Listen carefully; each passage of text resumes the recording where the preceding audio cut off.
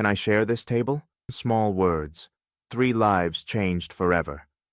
It happened on a crowded Saturday morning in early spring, at a little neighborhood cafe in Seattle called the Lantern Room, the kind of place with creaky floors, fogged windows, and the smell of fresh cinnamon rolls woven into every corner. At a corner table by the window sat Ryan Carter, a 34-year-old middle school art teacher, and his 6-year-old daughter, Ellie. Every Saturday, this table was their world. "Daddy, you're not listening," Ellie said, waving a tiny hand in front of his face. Mr. Wiggles didn't just run away. He ran away in the middle of math, and Ms. Carter almost fainted. Ryan snapped back to attention and smiled. "I'm listening," he said, nudging her hot chocolate toward her. "Mr. Wiggles staged a jailbreak during math. That sounds like excellent timing." Ellie grinned, marshmallow foam stuck to her lip. But Ryan's attention drifted again, because he'd seen her. A young woman on crutches was making her way between the tables, shouldering a backpack, a messenger bag, and something else Ryan recognized instantly.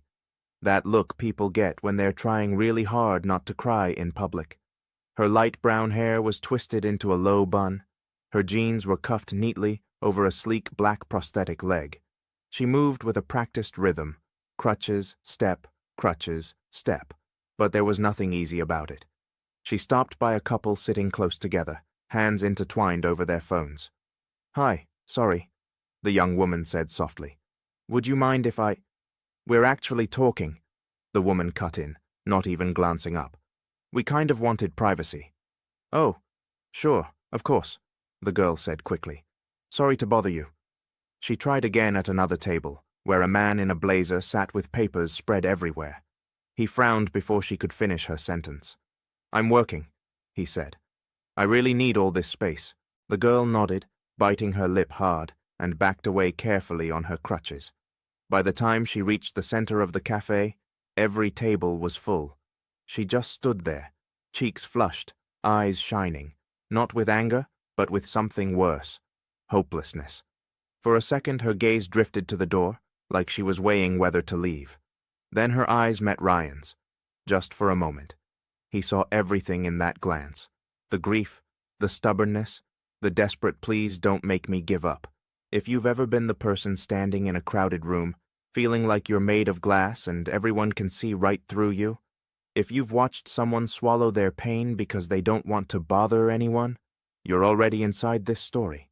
And if you love emotional, movie-like stories where one tiny choice rearranges an entire future, hit subscribe to Extraordinary Stories right now, tap the like button, and turn on the notification bell, so you never miss the next story that feels a little too close to your own heart.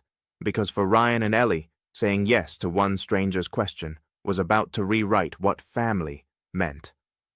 The young woman took a breath, adjusted her crutches, and made her way toward their table. Ellie was still talking, eyes wide. And then Ms. Carter screamed, and Mr. Wiggles ran under the radiator and— "Excuse me," the girl said, stopping at their table. Her voice was calm, but Ryan heard that tiny wobble underneath. "I'm really sorry to interrupt," she went on. "I know this is probably weird, and I promise I won't bother you. But would you mind if I sat here for a while? The cafe is completely full, and I really need to be here today." Her eyes filled, just a little, before she blinked the tears away. Ryan didn't hesitate. "Of course," he said, standing so fast he bumped the table. "Please, take this seat." He pulled out the chair opposite them. A wave of relief washed over her face, so pure it made his chest ache. "Thank you," she breathed. "Thank you so much. I'm Lena." "I'm Ryan," he said. "And this is Ellie." Ellie leaned forward, all curiosity. "I'm 6 3/4, she announced. "We come here every Saturday. Daddy always gets boring black coffee, and I get hot chocolate with extra whipped cream, and sometimes a cinnamon roll, but not always because sugar is a sometimes food." She made air quotes, mimicking her teacher. Lena laughed, really laughed, and it lit up her whole face. "Nice to meet you, Ellie," she said. "Hot chocolate is an excellent life choice." She propped her crutches carefully against the wall and eased onto the chair, adjusting the hem of her sweater over the edge of her prosthetic. When the server came by, Lena ordered a small coffee and a croissant, hands still trembling slightly. Ellie studied her openly, in the way only a child can. "Do your crutches have names?" Ellie asked. "Because if I had crutches, I would name them, like, Thunder and Lightning." Ryan nearly choked on his coffee. Lena smiled. "I never thought about naming them," she said. "But now I kind of want to. Thunder and Lightning is a pretty great idea." "Why do you use them?" Ellie asked. "Did you get hurt? My mom broke her arm once and—" Ryan jumped in. "Ellie, remember what we said about personal questions?" "It's okay," Lena said gently. "I don't mind." She tapped her prosthetic with 2 fingers. "I lost my left leg a couple of years ago," she said. "There was an accident. The crutches help when it gets tired." "Oh," Ellie said, eyes wide. "Does it hurt?" "Sometimes," Lena admitted. "But today it's manageable." She wrapped her hands around the warm mug when it arrived, like she was trying to soak the heat into her bones. They chatted about little things at first. Ellie's class hamster, Mr. Wiggles, the rain, how the café always played the same playlist on Saturdays. About 15 minutes passed. Then Lena set her cup down, fingers tracing the rim, and looked up with an expression Ryan couldn't quite name. Nervous, grateful, terrified. "There's a reason I needed to be here today," she said. "At this café, at this exact table, actually." Ryan sat up a little straighter. "Today is my birthday," Lena added with a weak smile. "I'm 23. Ellie's jaw dropped. "It's your birthday?" she squealed. Lena nodded. "In that case," Ellie said, sliding off her chair, "we have to do the thing." "What thing?" Ryan asked. But Ellie was already drawing in a big breath. "Happy birthday to you." She sang at full 6-year-old volume, slightly off-key and absolutely fearless. Ryan joined in halfway through, his deeper voice wrapping around hers. A couple at the next table noticed and smiled. An older man near the window quietly joined the last line. "Happy birthday, dear Lena. Happy birthday to you." By the time they finished, Lena had tears streaming down her face. She laughed, embarrassed, and wiped at her cheeks. That was the nicest thing anyone's done for me in a long time," she said. "Thank you, both of you." "Everyone needs a birthday song," Ellie said matter-of-factly. Then her eyes went huge. "Daddy, we need cake." Lena shook her head quickly. "Oh no, you really don't have to." Ryan glanced at the pastry case and saw a small chocolate cake with swirls of frosting. He stood. "It's against international birthday law to have no cake," he said. "I'll be right back." "Daddy, get one with sprinkles," Ellie called after him. When he came back with the cake and a single flickering candle, the little corner of the cafe went quiet again. Someone started the song over. This time, half the room joined in. Lena closed her eyes, lips moving around a silent wish. When she blew out the candle, a small ripple of applause circled the nearby tables. "Birthday girl gets the first piece and the biggest piece," Ellie declared, very serious now. As Lena took that first bite of cake, something in her seemed to loosen.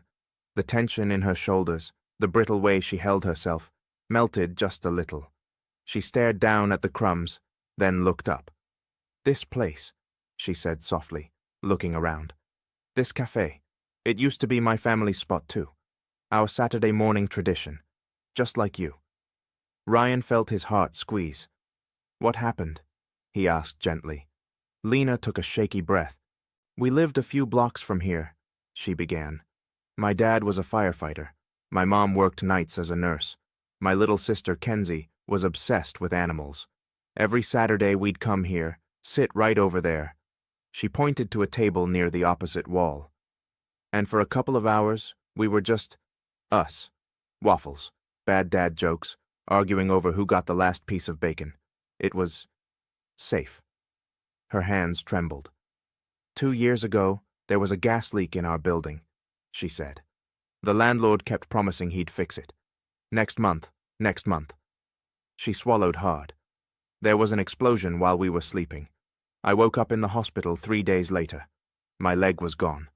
Our building was gone." Her voice cracked. And my family was gone. Ryan's throat closed. I'm so sorry, he whispered. Kenzie was 14, Lena went on, tears spilling freely now.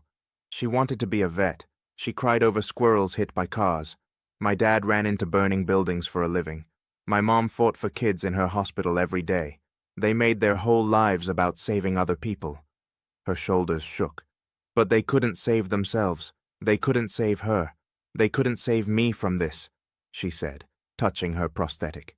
Ellie slid out of her chair without a word. She walked around the table and wrapped her arms as far as they could go around Lena's shoulders. I'm really, really sorry your family died, she said, voice small but clear. That's the saddest story I ever heard, but you're not alone right now. We're here with you. Lena let out a sound that was somewhere between a laugh and a sob, and hugged Ellie back, clinging like she might disappear. Ryan came around the table too, resting a steady hand on Lena's back. They stayed like that for a long moment, three strangers bound by cake crumbs and shared pain. When Lena finally pulled back, she wiped her face and gave a shaky little laugh. I didn't mean to fall apart like that, she said. Today I wanted to come back here, sit at one of these tables and feel close to them again. And when nobody would let me sit down, it felt like losing them all over again. Ryan shook his head. You don't need to apologize for grief, he said. Not ever. Ellie nodded vigorously. Yeah, she said. Crying is allowed. Daddy says feelings are like paint.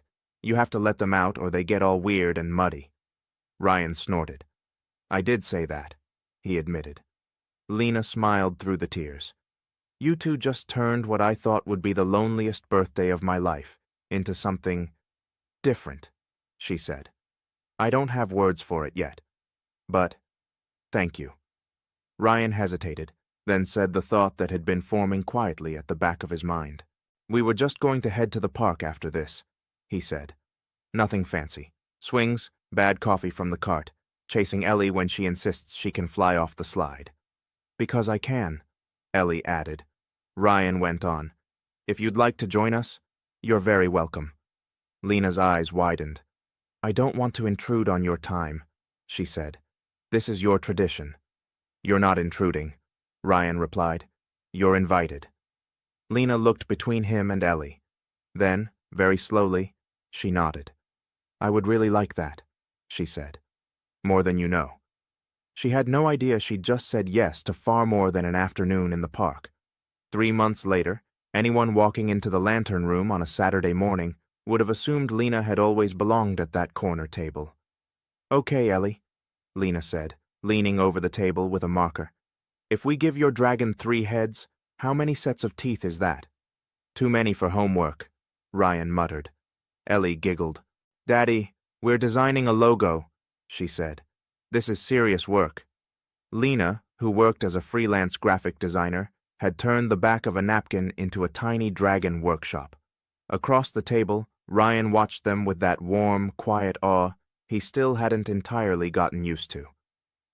After that first park afternoon, after Ellie had made Lena push her on the swings exactly 42 times, they'd started meeting every Saturday, then some Tuesdays for movie night, then Thursdays when Ryan needed emergency pizza after parent-teacher conferences. What started with shared cake had become shared life. They learned that Lena loved indie movies and hated olives, that Ryan could fix almost anything with duct tape and a YouTube tutorial, that Ellie thought both of them were superheroes, just different kinds. One afternoon, as they watched Ellie throw bread to ducks at the park, Lena asked quietly, How long have you been doing this? The Saturday tradition?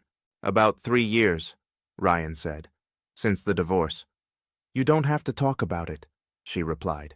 No, it's okay, he said. I'm actually kind of tired of avoiding it. He watched Ellie near the pond, hair flying in the breeze. Maya and I got married young, he said. We thought love and good music taste were enough to build a whole life on. Lena smiled faintly. And were they? Not quite, he said. She's a gallery curator, big city girl, loves last-minute road trips, art shows at midnight, people everywhere. He shrugged. I like quiet mornings and knowing what my schedule looks like. I like coming home to the same place." He paused. "When Ellie was born, we tried hard to merge our worlds," he went on. "But we were like two different radio stations stuck on static, trying to play the same song." "That sounds lonely," Lena said softly. "It was," he admitted. "We didn't hate each other. No big betrayal. Just two good people who weren't good together. We divorced when Ellie was 3. Maya moved to San Francisco for a job. We do calls and visits. It's civil. But it still broke something." He glanced at Lena. "Saturday mornings became our thing," he said. "Me and Ellie. A way to remind her that even if everything else changed, some things stayed the same." Lena stared at the ducks, expression distant. "I get that," she said. "Except for me, everything changed. No one stayed." Ryan wanted to reach for her hand, but didn't. Not yet. As spring turned to summer, Lena moved from Vancouver, Washington, into a small studio 3 blocks from Ryan's apartment. "My aunt says it's time," she told Ryan one night. "She took care of me after the hospital, after rehab. But I can't keep living my entire life in recovery mode. I need to live in the city where all my best memories are, and maybe make some new ones." "I'll help you move," Ryan said quickly. "You really don't have to," she protested. "I really want to," he replied. On moving day, he carried boxes, assembled IKEA furniture, and hung frames with Lena's family photos on the walls. Ellie drew a "Welcome Home, Miss Lena" sign and taped it crookedly above the couch. By the time they were done, Lena's studio, a mix of cozy rugs, plants, and art supplies, looked like it was waiting for her life to catch up. Later that night, after Ellie fell asleep on Ryan's shoulder on Lena's new couch, Lena whispered, "You two have no idea what you've done for me." Ryan glanced down at Ellie, then back at her. "You have no idea what you've done for us," he replied. Somewhere in all those shared coffees and late-night texts, Ryan's feelings slid quietly from grateful friend into something heavier. It happened one ordinary Tuesday at a different café, 3 blocks from the Lantern Room. Lena was telling him a story about a client who wanted a logo that felt like a hug and a TED Talk at the same time, gesturing wildly, laughing at her own imitation. The sunlight caught the edge of her hair. She tossed her head back when she laughed, and he saw the faint silver scar that traced along her jaw, just beneath her ear. He realized he wanted to protect that laugh, that scar, that whole complicated, beautiful person. Oh, he thought. Oh no, he was in love with her. But he didn't say anything. Lena had been through hell. He was 9 years older. He had a daughter, an ex-wife, responsibilities. What if he misread everything? What if she only saw him as the safe, slightly nerdy dad? What if saying the words ruined everything they'd built? So he held them back, pressed tight behind his teeth. And then his phone rang on a humid Thursday night, turning everything upside down. "Hey, Ryan," came Maya's voice. "Got a minute?" "Sure," he said. "What's up? How's San Francisco?" "Actually," she replied, excitement buzzing under her words, "I might not be there much longer. I got an offer. Curator position at the Seattle Art Museum. It's huge, Ryan. I'd be moving back." He sat up straighter on the couch. "You'd be living here?" he asked. "Yes," she said. "And I've been thinking a lot. About Ellie. About us." His stomach tightened. "About us," he repeated carefully. "I miss her," Maya said. "I miss putting her to bed and helping with homework and knowing what her Tuesday looks like. And I miss you. Not in a grand romantic way. Just in the sense that we were a family once, and maybe we gave up too easily." "Maya, just hear me out," she said. "I'm not saying we jump back into anything. I just wonder if, with some therapy and time and being in the same city again, maybe there's a version of our family that could work. For Ellie." Silence stretched between them. "I don't know what I'm asking," she admitted. "Just think about it." He ended the call feeling like someone had shaken his brain in a jar. He wanted what was best for Ellie. Of course he did. But was best going backward? He was still staring at nothing when a small voice came from the hallway. "Daddy?" Ellie stood there in her pajamas, rubbing her eyes. "Was that Mommy?" she asked. "Yeah, Bug," he said. "Sorry, did I wake you?" "Is she coming to visit?" Ellie asked, climbing into his lap. "She might be moving back to Seattle," he said. "She got a new job." Ellie's whole face lit up. "That's the best thing ever," she exclaimed. "Then we can all live together again like a real family. You and Mommy and me. We can have dinner at the same table every night." Ryan's heart squeezed. "Sweetheart, it's more complicated than that," he began. "But it could happen," she insisted. "Right? If she's here and you're here, you could fall back in love. It happens in movies all the time. Sometimes the people we love want things we just can't give them." Ryan kissed the top of her head. "We'll figure it out," he said softly. "I promise." That Saturday at the Lantern Room, Lena knew something was off the second she saw him. He stirred his coffee without drinking it. He laughed at Ellie's jokes, but only halfway. "Okay," Lena said quietly when Ellie hopped down to inspect the pastry case. "What's going on in that head of yours?" Ryan sighed. "Maya is moving back," he said. "She got a job here." Lena's smile faltered, just a little. "That's good for Ellie," she said carefully. "Yeah," he said. "It will be. It's just a lot to figure out." He didn't mention the "maybe we could try again" part. Later that day, while Ryan took a call outside, Ellie tugged on Lena's sleeve. "Guess what?" she whispered. "Mommy's moving back. I told Daddy maybe they could fall back in love, and we can all live together again. Isn't that the best idea?" Lena's heart cracked. "That would be really special for you," she managed, "to have both your parents in the same city." "I pray for it every night," Ellie said happily. "I want Mommy and Daddy to be a real family again." That night, staring at the ceiling in her studio, listening to the Seattle rain, Lena's thoughts spiraled. Of course Ryan would want that. A second chance. An intact family for Ellie? A storybook ending? Who was she next to that? She was a one-legged girl who'd stumbled into their lives because she couldn't bear to sit alone on her birthday. She had no right to stand between a little girl and her dream. Over the next 2 weeks, Lena's texts changed. "Movie night Friday?" Ryan wrote. "Can't, sorry. Big client deadline," she replied. "Park Saturday. Not feeling great. Maybe next week." "Ellie misses you." "I miss you both too. Just swamped." At the Lantern Room, their table sat empty on Saturdays. On the third Saturday without her, Ellie stared at the door, twisting her napkin. "Daddy," she said quietly, "did we do something wrong? Is Miss Lena mad at us?" "No, Bug," he said. "She's just busy."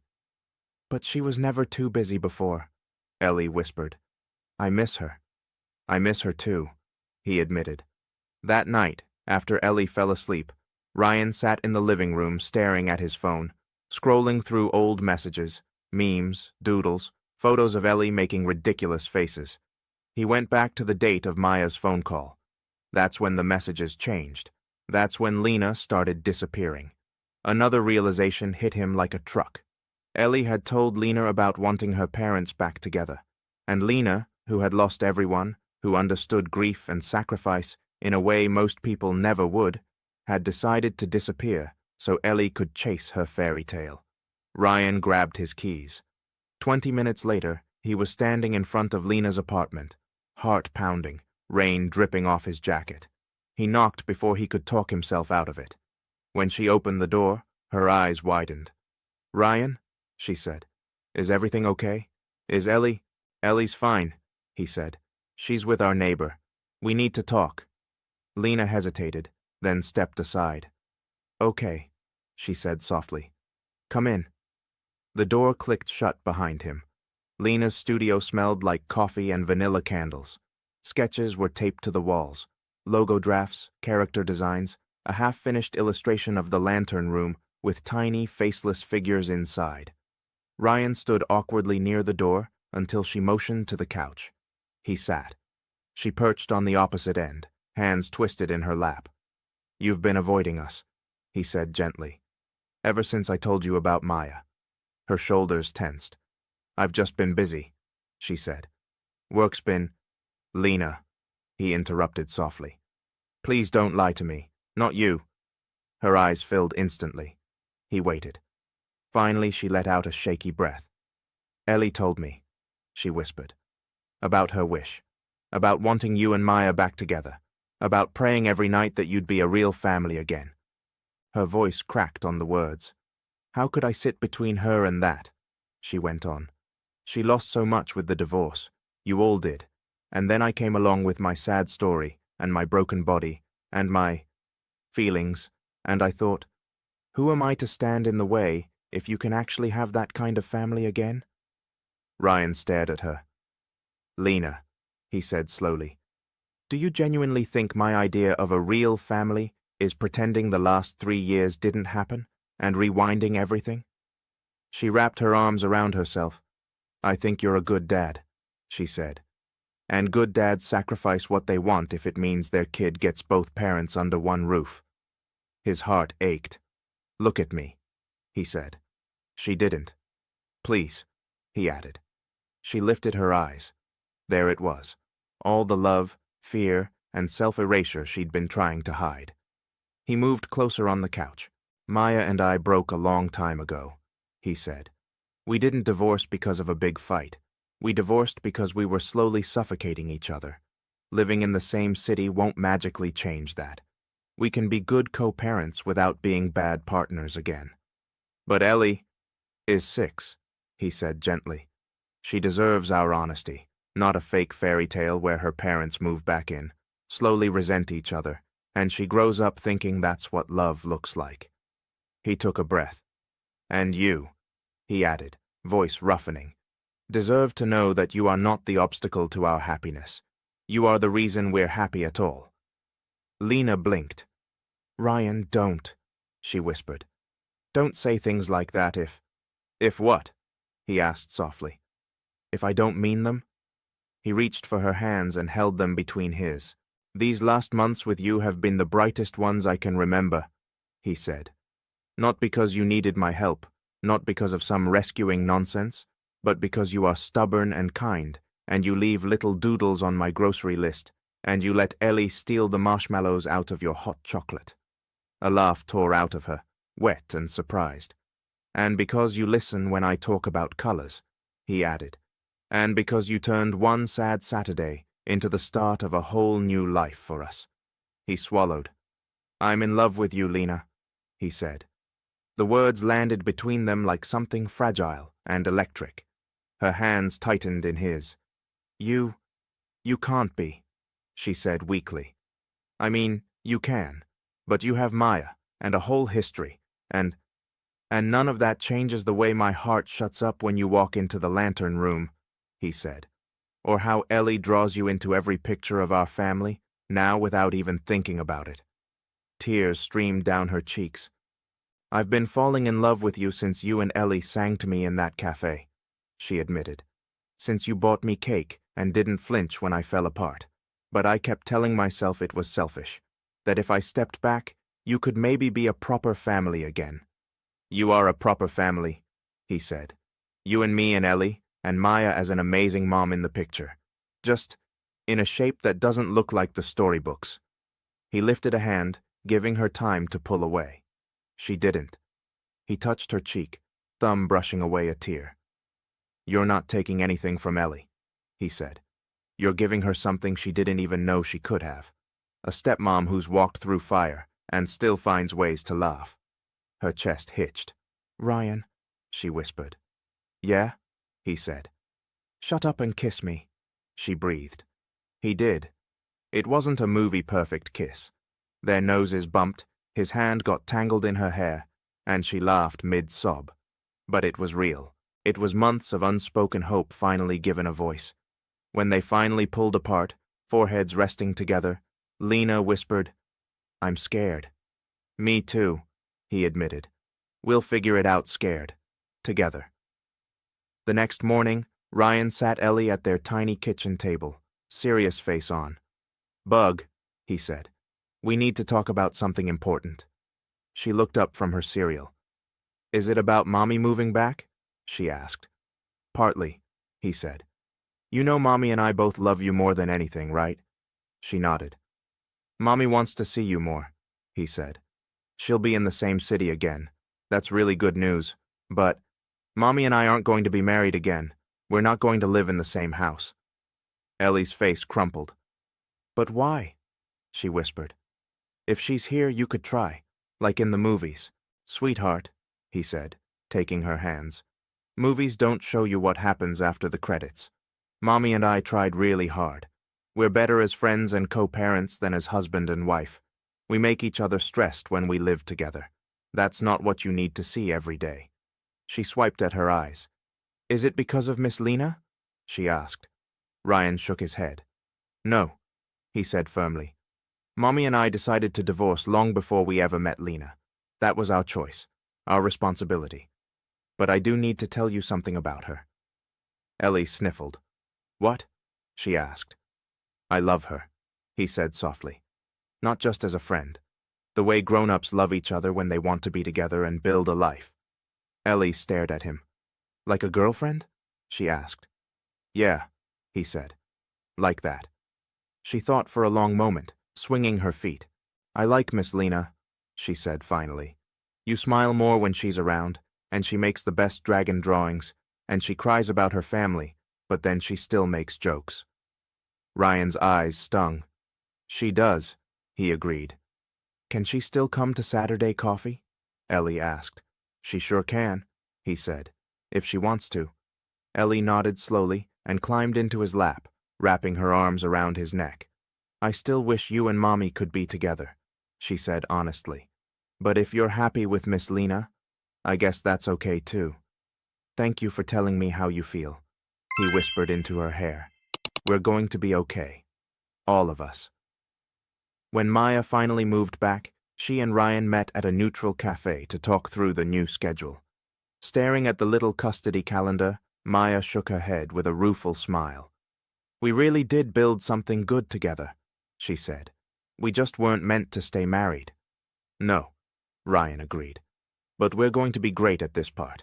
She glanced up. And Lena? She asked. He blinked. You know about... Ellie doesn't stop talking about her, Maya said, laughing. Miss Lena did this, Miss Lena said that. I can tell she loves her. And when I dropped by the school the other day, I saw you looking at your phone and smiling like an idiot. I put two and two together. Ryan rubbed the back of his neck. She's important to us, he said. I can see that, Maya replied. I was jealous at first, I'll be honest. I thought maybe I wanted to try again with you. But the more I sat with it, the more I realized I want to be a better mom, not your wife again. Those are different things, she smiled. I'm glad you found someone who fits you, she added. Take care of our girl together, okay? All three of you. We will, he said. Months passed. Maya settled into her new job and became a steady presence in Ellie's weekly life. Lena learned which days were mom days and which were dad days, and became a constant on both. School plays, art shows, science fairs. Co-parenting wasn't always smooth. There were complicated holidays, scheduling mix-ups, and the occasional hard conversation. But every adult in Ellie's orbit had the same priority. Her. And every Saturday, without fail, 3 people sat at the corner table in the lantern room, sometimes 4, when Maya joined. The staff started calling it their table.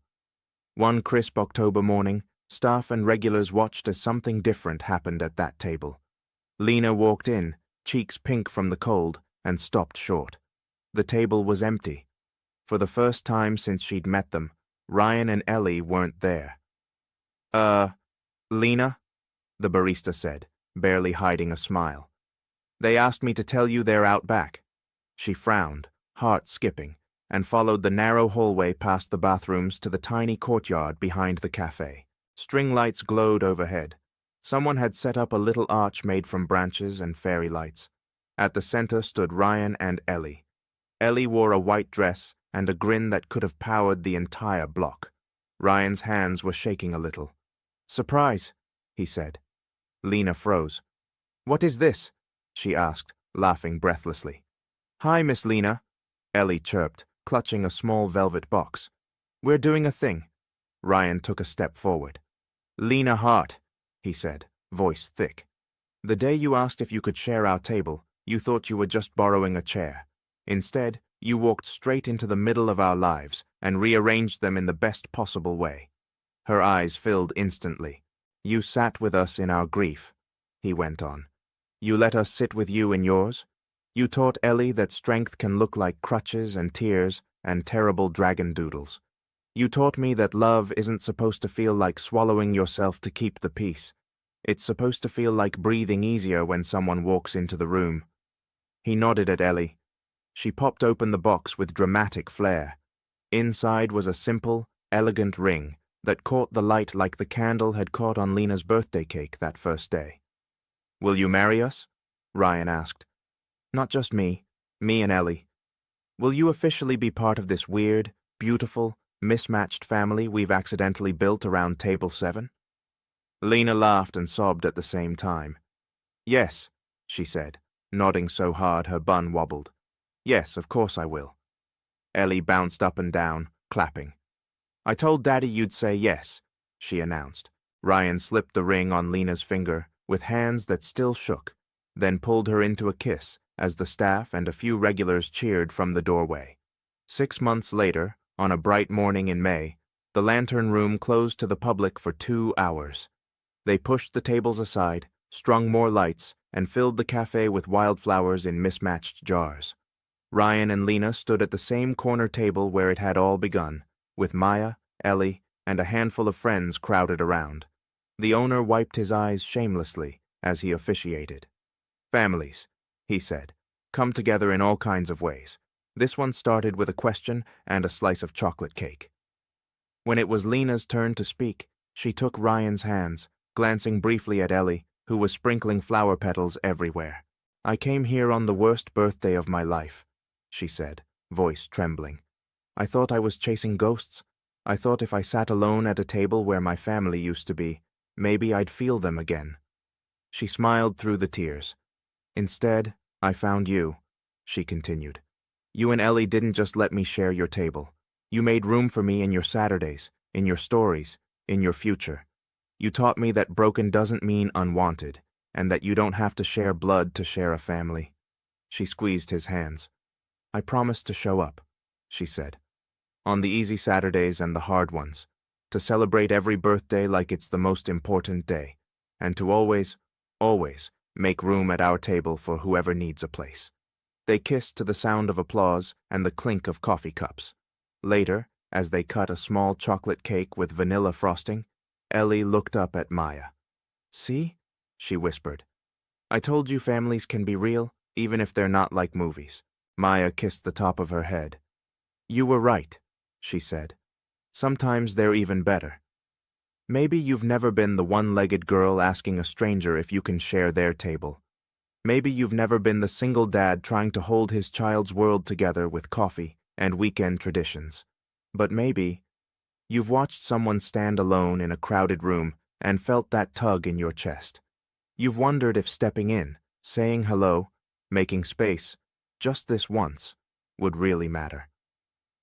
Here's the quiet truth tucked inside Lena and Ryan's story. Most lives don't change because of grand gestures. They change because someone chooses not to look away, because someone answers, "Yes, you can sit with us," when it would be easier to stay in their own little bubble.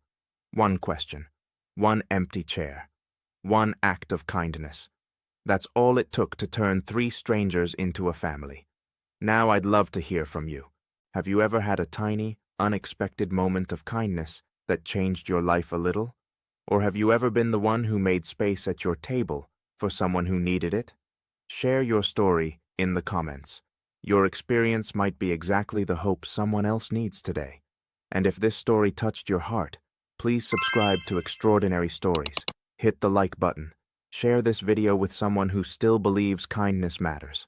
And don't forget to turn on the notification bell so you never miss the next story.